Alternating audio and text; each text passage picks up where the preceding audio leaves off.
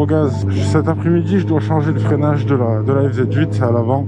Du coup, je vais faire un petit test de freinage rapide. Je pense que je vais faire un test à 50 km/h et un à 80, histoire d'avoir une comparaison équivalente avec les deux freinages. Donc je vais faire le test là maintenant que le freinage est encore d'origine, et ensuite avec les pièces montées. Donc on parle bien de mètre cylindre radial de Kawasaki VR6000 de 2020 que je vais faire installer dessus avec des Durit Aviation. Donc voilà, on va partir pour le test à 50 km/h.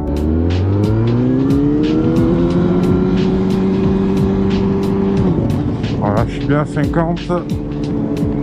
On va freiner au niveau là. Voilà, donc je m'arrête quasiment à la trace ici. Donc là c'est à 50. On va essayer à 80.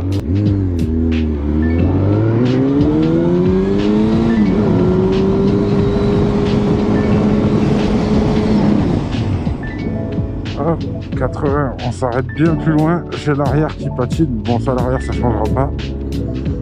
Donc, on a quand même une belle évolution, mine de rien. Je m'arrête au niveau de la remorque ici, à 80, et à 50, je m'arrête à peu près là. En prenant comme point le début du grillage ici.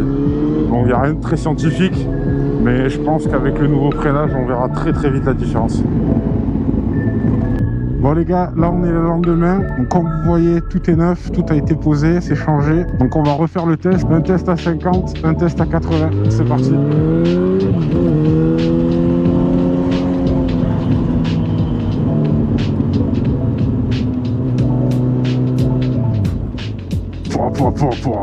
Ah, ça n'a rien à voir. Je crois que ça n'a rien à voir. On va réessayer à 80. Déjà, ce que je peux dire, c'est que le ressenti n'a rien à voir. Je sais vraiment où j'en suis dans mon freinage.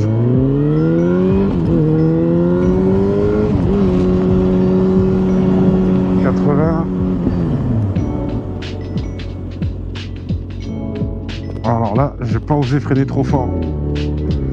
Je vais peut-être en refaire un, mais ouais, déjà l'expérience n'est plus du tout la même. Déjà le feeling que j'ai là dans la poignée, regardez ça, à peine j'appuie, ça prend direct. Alors il y a un autre problème, c'est que j'ai les plaquettes qui sont un peu fatiguées, donc il va falloir que j'aille vite les faire changer aussi.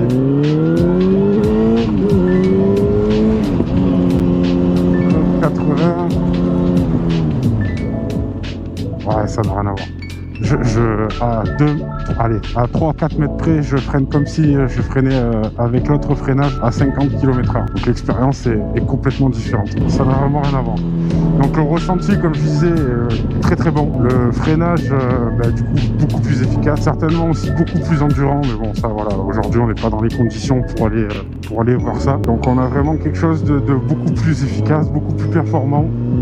Avec un ressenti top. Vraiment, je ressens ça sur des motos récentes, très récentes que je vais essayer. Là, on est quand même sur une moto de 2011. Donc bon, en termes de freinage, aujourd'hui, on fait beaucoup mieux. Donc comme je disais, il me reste les plaquettes à aller changer. Elles sont un peu fatiguées. Et le problème que j'avais, c'est que les étriers, les pistons étaient un peu grippés, donc ça revenait mal. Donc du coup, j'ai une plaquette qui est plus usée que l'autre.